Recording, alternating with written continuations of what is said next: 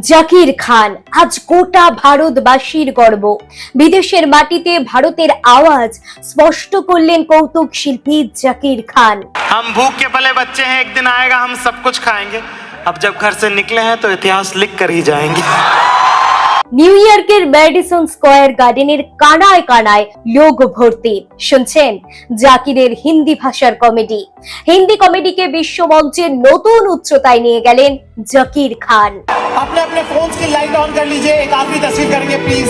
This is the historical moment, it's the biggest moment of my life. Thank you very much. New ইয়র্কের Madison square garden বিশ্বের অন্যতম iconic venue, যেখানে the Beatles থেকে শুরু করে বিয়ন্সে পর্যন্ত কিংবদন্তিরা পারফর্ম করেছেন। সেখানেই জাকির করলেন নতুন ইতিহাস, কারণ তিনি নিউ ইয়র্কের মতো শহরে সম্পূর্ণ শোটি পরিবেশন করেছেন হিন্দিতে। ইতিহাসের এর আগে কখনো এমনটা হয়নি। শায়রি ও কবিতা মিশিয়ে কমেডি পরিবেশনের জন্য পরিচিত জাকির খানের এই শো শেষে দর্শকরা দাঁড়িয়ে অভিবাদন জানান।